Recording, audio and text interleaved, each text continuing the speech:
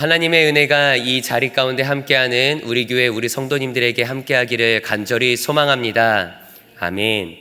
오늘 열왕기하 6장 1절부터 33절의 말씀을 살펴보면서 능력 되시는 하나님이라는 제목을 가지고 우리 성도님들과 함께 말씀을 살펴보고자 합니다. 능력 되시는 하나님, 이 말씀을 통하여서 우리들에게 귀한 은혜 허락하여 주실 줄을 믿습니다.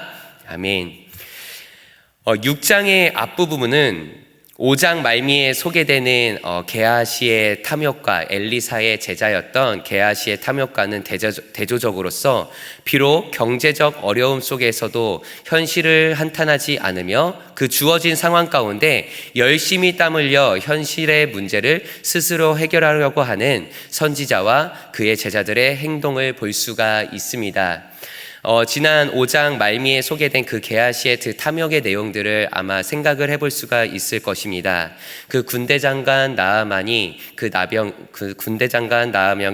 나아만이 가지고 있던 그 나병이 하나님의 은혜로서 고침을 받았는데, 그 나아만 장군이 하나님께 올려드리던 그 예물을 중간에 탐욕으로 인하여서 그 게하시가 가지게 된 그 탐욕으로 인하여서 그 중간에 그 물질을 가지게 되는데, 그 나아만이 가지고 있던 나병이 이 게하시에게로 흘러갔던 그 내용들을 생각을 해볼 수가 있습니다. 근데 이 6장 초반부에는 그와는 반대로 그 주어진 현실 속에서 사명을 감당하고 있던 엘리사와 제자들의 모습을 살펴볼 수 있는데, 1절 말씀을 한번 먼저 보도록 하겠습니다. 1절 말씀을 살펴보겠습니다. 엘리사의 제자들이 엘리사에게 이르되 보소서, 우리가 당신과 함께 거주하는 이곳에 우리에게는 좁으니 하면서 말씀을 시작합니다. 선지자를 따르는 이들이 늘어남에 따라서 거주 공간이 부족하게 되었습니다. 그래서 제자들은 엘리사 선지자에게 새로운 장소에서 새롭게 공간을 만들 것을 제안을 하였습니다. 그럼 이어진 말씀, 2절 말씀을 함께 보도록 하겠습니다. 2절 말씀을 읽습니다. 우리가 요단으로 가서 거기서 각각 한 제목을 가져다가 그곳에 우리가 거주할 초소를 세우사이다 하니 엘리사가 이르되 가라 하는지라. 아멘. 요단강 부근에서는 나무들이 잘 자랐기에 건축 자재 확보가 쉬웠습니다. 그들 스스로 나무를 베어 건물을 지으려고 하였습니다. 또한 나무를 베기 위해서는 도구가 필요했습니다.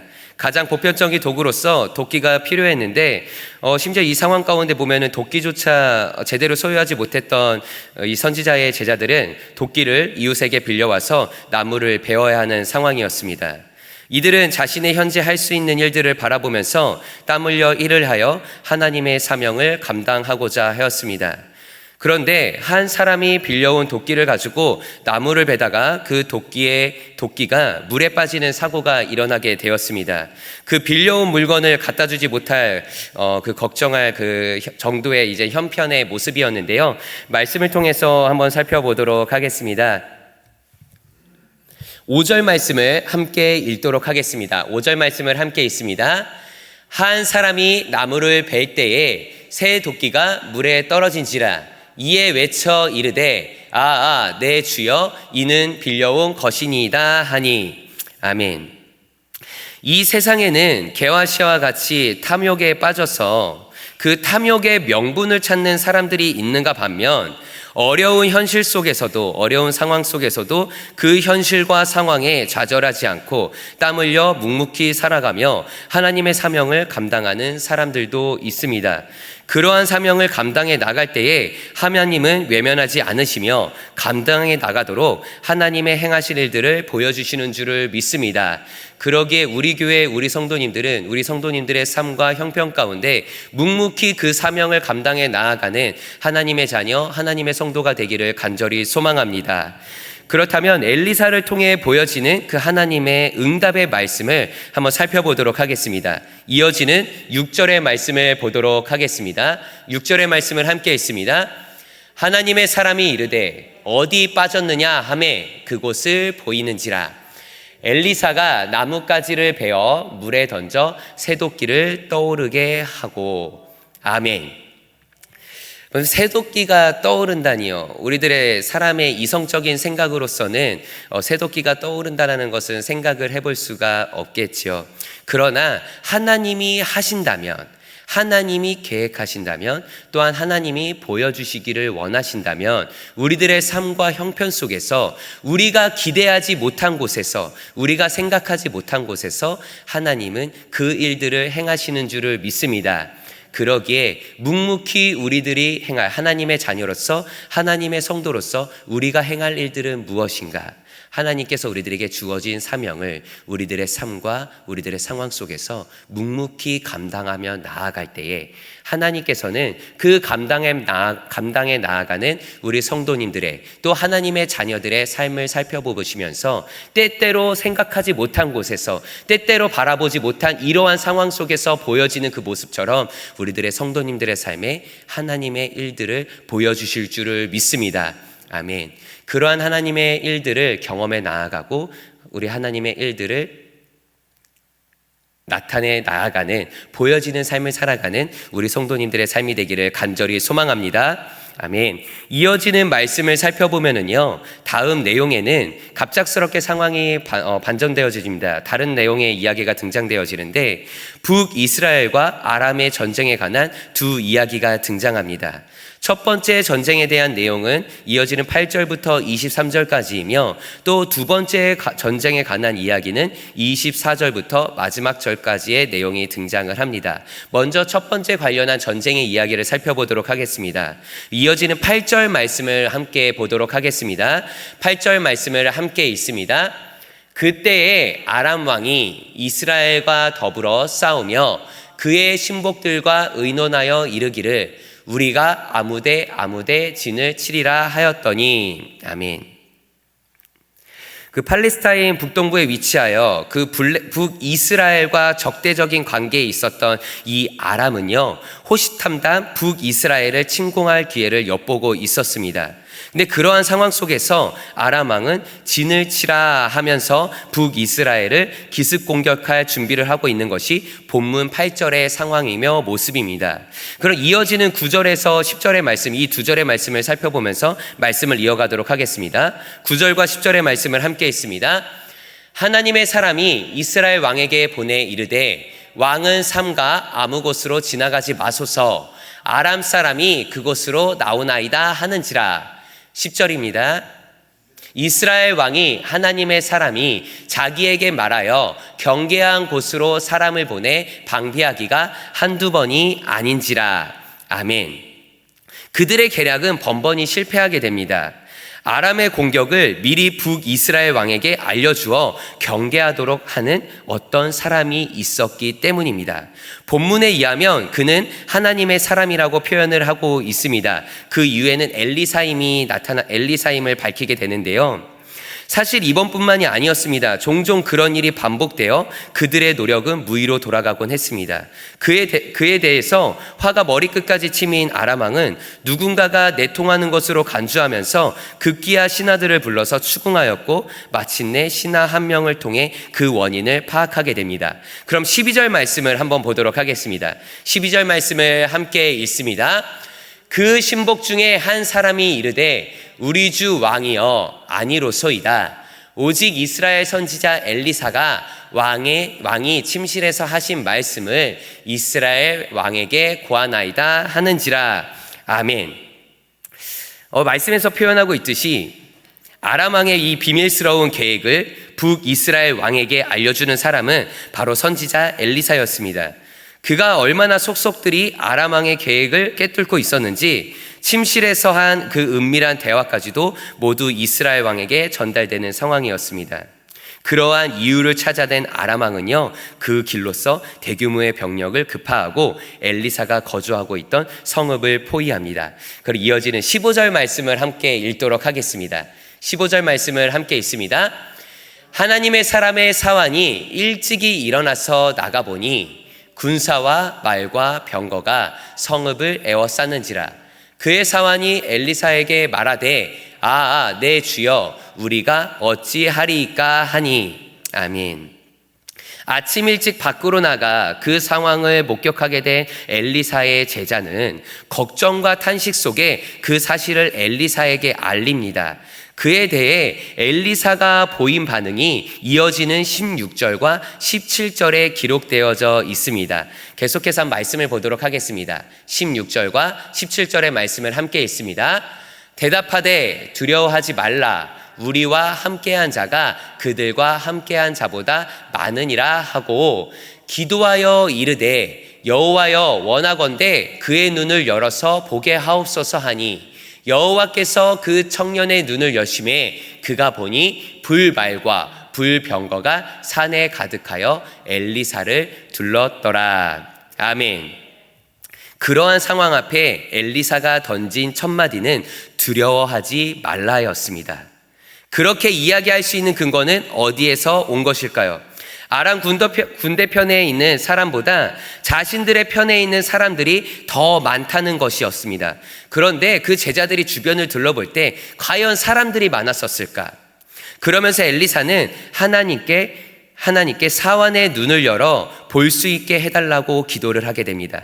그러자 엘리사를 둘러 에워싸고 있던 불말과 불병거가 그의 사환의 눈에 보이기 시작합니다. 믿음은 볼 수 없는 것을 보는 능력이 있는 줄을 믿습니다. 아멘. 우리 성도님들의 삶 가운데 이러한 믿음이 함께하여서 현실 가운데 우리들의 눈에는 가시적으로 보여지지는 않지만 하나님께서 보여지는 그 일들이 우리들의 성도님들의 삶 가운데 함께하기를 간절히 소망합니다. 하나님께서 그 눈을 띄워주기 전에는 그 주변에 보여지는 것이 없었습니다. 그러나 하나님께서 그 눈을 열어주니 보이지 않던 것들이 보이기 시작하였습니다. 이것이 우리들에게 있어서 하나님께서 보여주시는 하나님의 계획일 줄을 믿습니다. 아멘. 그러한 그 사실들이 우리들의 성도님들의 삶 가운데도 함께하여서 우리들의 이 현실을 살아가고 우리들의 어려움 가운데 놓여 있을 때에 우리들이 해야 할 일은 무엇인가? 기도하며 나아가는 믿음의 성도님들이 되기를 간절히 소망합니다. 우리가 기도할 때에 하나님께서 우리들에게 그 계획들을 보여주시는 줄을 믿습니다. 아멘. 이 믿음은 살아계시는 하나님을 바라보게 하는 능력이 되는 줄을 믿습니다. 오늘 엘리사의 사환에게는 어떻게 보면은 이 믿음을 바라볼 수가 없었습니다. 곧 살아계셔서 함께 하시는 그 하나님을 의지하고 바라보는 이 능력이 어떻게 보면 부족했다라고도 살펴볼 수가 있습니다. 그에 따라 보이는 상황에 압도되어져서 걱정과 탄식에 그의 내면이 어떻게 보면은 잠기어지고 가리워졌다라고 살펴볼 수가 있습니다. 그리스도인이 된다는 것은 어떻게 보면 어떠한 두 눈을 갖는 것을 의미합니다. 이 두 눈이 무엇일까? 곧 눈앞의 현실을 외면하거나 현실로부터 도피하지 않는 현실을 직시하는 눈과 그리고 또 한편으로는 눈앞에 보이는 현실 너머에 우리를 붙들고 계시는 하나님을 바라보는 영의 눈이 되어주는 줄을 믿습니다. 우리들은 이 두 눈을 가지고 있어야 됩니다. 바로 처음에 말씀드렸던 현실을 직시할 수 있는 눈. 우리가 현실을 외면하지 않고 현실을 바로 바라보아야 하나님 앞으로 올바른 기도를 올려드릴 수 있는 줄을 믿습니다. 그러기에 올바른 기도를 올려드릴 때에 하나님께서는 우리의 형편을 아시고 우리들의 삶 가운데에 필요한 응답을 내려주시는 줄을 믿습니다. 이러한 현실을 직시하는 눈과 그리고 현실을 넘어서서 일하시는 하나님의 눈이 하나님의 일하시는 눈을 바라볼 수 있는 영의 눈이 우리들에게 필요한 줄을 믿습니다. 그렇다면 감기워져 있는 영의 눈을 다시금 뜨게 할 수 있는 방법은 무엇일까? 그것은 앞서 소개하였던 바로 기도가 그 방법이 되는 줄을 믿습니다. 오늘 본문에 의하면 엘리사는 하나님께 기도함으로 영적인 눈이 감기운 채 살아가고 있던 그 제자 사환의 눈을 뜨게 했습니다. 기도는 기도의 대상이 되시는 하나님께 주목하는 신앙의 표현의 모습 중에 하나입니다. 그러기에 하나님을 향한 기도를 통해 현실의 벽에 가려워져 있던 우리의 영의 눈은 비로소 다시금 떠지게 되는 줄을 믿습니다. 우리들의 필요한 것, 이 교회에 왔다 돌아가는 것도 너무나도 중요합니다. 그러나 앉아있는 이 자리에서 앉아있는 것으로 만족하는 것으로 끝나는 것이 아니라 기도의 분량을 채워나가는 믿음의 성도님들이 되시기를 간절히 소망합니다. 아멘. 한편으로 성을 에워싸고 있던 아람 군대는 엘리사의 강구 이후에 눈이 멀게 되었고 그의 인도 아래에 사마리아로 향하게 됩니다. 참고로 눈이 멀게 되었다는 것은 시력을 상실하게 되었다기보다는 판단력을 상실한, 또 영적 소경 상태에 빠져 있던 상황을 가리킵니다. 20절에 그들이 다시 보게 되었다는 사실이 그 사실을 뒷받침해 주게 되는데요. 당시 그 상황을 목격하게 된 이스라엘 왕의 반응이 21절에 기록되어져 있습니다. 21절의 말씀을 우리 함께 읽도록 하겠습니다. 21절 말씀을 읽습니다. 이스라엘 왕이 그들을 보고 엘리사에게 이르되 내 아버지여 내가 치리이까 하니. 아멘. 거의 무방비 상태에 있던 그 아람 군대를 본 이스라엘 왕은요, 그들을 공격하고 싶어 했습니다. 하지만 엘리사가 만류합니다. 대신에 그들을 먹고 마시게 한 후 다시 돌려보내도록 왕에게 권면합니다. 그에 따라 이스라엘 왕은 그들에게 큰 잔치를 베풀어 대접한 후 고국으로 돌아가게 합니다. 이후 두 나라 간의 평화가 찾아오게 되는데요. 하나님의 능력이 용서와 포용이라는 그 사랑의 능력으로 보여지며 맺게 되는 그런 귀한 결실의 모습을 바라보게 됩니다. 오늘 본문의 이스라엘 왕은요, 아람 군대를 단순히 적으로만 바라보았습니다. 그러기에 눈에는 눈, 이에는 이라는 이런 율법적인 논리로서 접근하여서 그들을 전멸시키려 하였습니다. 하지만 하나님의 사람이었던 이 엘리사는요, 그 상반된 행동을 나타내게 되는데 그들을 무조건 적으로 간주하는 지극히 현실적인 눈이 아니라 그들을 하나님의 긍휼하심을 입어야 할 대상으로 주시하는 영적인 눈으로 바라보았습니다. 이것이 첫 번째 전쟁에 관련된 이야기입니다. 이제 이어지는 24절부터 33절에 걸쳐서 이스라엘과 아람의 두 번째 전쟁의 이야기가 다루어지게 되는데요. 그럼 이어지는 24절의 말씀을 살펴보도록 하겠습니다. 24절의 말씀을 함께 읽습니다. 이후에 아람 왕 베나닷이 그의 온 군대를 모아 올라와서 사마리아를 에워싸니. 아멘. 한동안은 유지되었던 그 아람과의 평화는 베나닷 왕의 침공으로서 다시 깨어지게 됩니다. 그는 온 군대를 동원하여서 사마리아를 포위했습니다. 시간이 흐름에 따라 성중에 먹을 것은 거의 떨어져 갔고 급기야 자식까지 잡아먹는 여인들이 생겨나는 참혹한 상황까지 벌어지게 되었습니다. 그 상황을 직접 전해 듣게 된 이스라엘 왕이 보인 행동이 바로 본문 30절과 31절에 기록되어져 있습니다. 30절과 31절의 말씀을 함께 읽도록 하겠습니다. 왕이 그 여인의 말을 듣고 자기 옷을 찢으니라. 그가 성 위로 지나갈 때에 백성이 본즉 그의 속살에 굵은 배를 입었더라. 왕이 이르되 사밧의 아들 엘리사의 머리가 오늘 그 몸에 붙어 있으면 하나님이 내게 벌 위에 벌을 내리실지로다 하니라. 아멘. 어떻게 보면은 일어나면 안 되는 일들이 이스라엘 나라 가운데 일어나고 있었습니다. 어떻게 자기 자신의 자식을 먹는지요. 생각해 볼 수 없는 일입니다. 근데 그러한 상황 가운데 이런 왕의 반응들을 살펴볼 수가 있습니다. 한마디로 이스라엘 왕이 보인 반응은요, 탄식 속에 그 엘리사를 원망하는 것이었습니다. 하지만 그것이 끝이 아니었습니다. 6장 33절 그 마지막 말씀을 함께 읽도록 하겠습니다. 33절 마지막 말씀을 함께 읽습니다. 무리와 말을 할 때에 그 사자가 그에게 이르니라. 왕이 이르되 이 재앙이 여호와께로부터 나왔으니 어찌 더 여호와를 기다리리요. 아멘. 그 상황을 어떻게 보면 엘리사의 책임으로서 전가하는 것도 모자라서 이 이스라엘 왕은요, 그 모든 재앙을 어떻게 보면 하나님의 탓으로 돌리는 그런 모습도 살펴볼 수가 있습니다. 그리고는 더 이상 하나님을 기다리지 않겠다면서 하나님으로부터 시선을 돌리게 됩니다. 사실 적군에 의해 포위를 당하고 급기야는 어머니가 자식까지 잡아먹는 끔찍한 상황이 일어나게 된 원인은 다른 곳에 있었던 것이 아닙니다. 그들이 그런 엄청난 곤란을 겪는 이유는 바로 불순종이었습니다. 하나님의 명령을 거역한 결과 빚어진 창극이었습니다.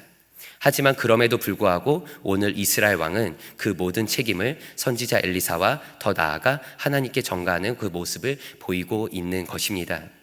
믿음은 하나님의 시선으로 대상을 바라봄으로써 성숙해져 갑니다. 하나님의 시선으로 먼저 나를 바라볼 때에야 비로소 나를 반성하며 회개하게 되고, 그 결과 성숙된 믿음으로 하나님에게로 그리고 세상을 향해서 나아갈 수 있게 되는 것입니다. 두 전쟁의 이야기라고 말씀을 드렸습니다. 첫 번째, 그 엘리사와 그 제자들이 자신의 거주하는 공간을 이전하게 될 때에 그 도끼가 빠짐으로써 어떻게 할 수 없는 형편에 놓이게 되었을 때에 기도함으로써 물 가운데 나뭇가지를 던졌을 때에 다시금 그 도끼가 떠오르게 되었습니다. 그것을 시작으로서 엘리사와 엘리사의 제자들은 하나님의 일하심을 보게 됩니다. 그리고 그 다음 첫 번째 전쟁의 이야기에서는 어떤 일들이 등장을 하였습니까? 엘리사가 기도함으로 말미암아 그 눈이 띄어져서 주변에 둘러싸고 있는 그 아람 왕의 군대들을 넘어서는 이들을 바라보게 되는데, 그 기도함으로 말미암아 하나님께서 붙여주신 그 능력을 바라보게 됩니다. 그런데 이어지는 그 두 번째 전쟁, 그 마지막 말씀의 내용에서 살펴볼 때에 이스라엘 왕국을 둘러싸고 있는 그 아람 왕을 살펴볼 때에 이 왕의 모습은 어떠하였습니까? 기도하지 않았습니다. 비교를 해볼 수가 있습니다. 대조해서 우리들에게 보여주고 있습니다. 하나님의 자녀는 어떻게 해야 되는가? 하나님의 성도라면 어떤 모습을 가져야 되는가? 하나님의 백성이라면 어떤 모습을 가져야 하는가? 그 중심에 기도하는 자와 기도하지 않는 자에 있어서 하나님의 응답되어지는 모습을 보여주게 됩니다. 그러기에 나아가서 엘리사와 엘리사의 제자들처럼 기도하는 성도님들이 되시기를 간절히 소망합니다. 기도하는 하나님의 자녀가 되기를 간절히 소망합니다. 그럴 때에 우리들의 삶과 우리들의 형편을 아시는 주님께서 우리가 생각하지 못한 곳에서 하나님의 일하심을 우리들에게 보여줄 것이며, 또한 우리들의 형편을 아시고 우리들의 삶의 모습을 알아서 가장 필요한 때에 하나님께서 때때로 우리들에게 응답하여 주실 줄을 믿습니다. 아멘. 이 사실들을 기억하시면서 이 아침 기도하는 가운데 현실 넘어서 우리를 붙들고 계시는 그 주님을 바라보시며 힘을 내시되 하나님의 시선으로서 그 나를 그리고 내 주위의 사람을 바라봄으로, 그리고 내 상황과 내 형편을 바라봄으로 믿음의 일들을 이루어 나가시는 우리 교회, 우리 성도님들이 되시기를 간절히 소망합니다. 아멘. 오늘 하루 가운데 주님께서 우리 성도님들과 함께하여 주실 줄을 믿습니다. 기도하겠습니다. 하나님 아버지, 하나님의 말씀보다 자신의 생각과 기준을 내세우는 어리석은 자가 되지 않게 하여 주시옵소서. 하나님께서 나의 현실의 어려움을 외면하신다고 말하며 하나님을 원망하지 않게 하시옵고, 하나님을 의지하는 하나님의 자녀, 하나님의 백성, 하나님의 성도가 되게 하여 주시옵소서. 기도하는 이 시간 영의 눈을 뜨게 하사 지금도 우리와 함께 우리의 삶의 현장에 살아계셔서 함께 하시는 그 주님을 바라보게 하여 주시옵소서. 그를 통해 절망 속에서도 소망을 잃지 않고 하나님께만 주목함으로 걱정이 변하여 기대가 되고, 또한 탄식이 변하여 찬양이 되게 하여 주시옵소서. 아울러 주님의 시선으로 사람들을 바라봄으로 주님께서 이끄시는 그 믿음의 일들을 깨닫게 하여 주시옵소서. 날마다 우리와 함께하여 주시는 그 하나님을 바라봅니다. 더욱이 한 가지 더 기도하였기는 슬픔 가운데 잠긴 가정이 있습니다. 그 가운데 주님께서 평강의 위로가 함께하기를 간절히 소망하오니 장래 일정 가운데 성령이 함께하여 주사 시작하는 시간부터 끝마치는 시간까지 동행하여 주시옵소서. 또한 오늘 하루 더 세상을 향해 나아가는 우리 성도님들을 향해 기도합니다. 기도하는 제목들과 그 소원하는 그 내용들 주님께서 아실 줄 믿사오니 주님과 동행하며 나아가기를 간절히 소망합니다. 오늘 하루 이 시간 주님의 이름을 자랑하며 간증할 수 있도록 성령님 우리의 삶에 함께하여 주시옵소서. 그 모든 말씀 감사드리며 예수님의 이름으로 기도드렸습니다. 아멘.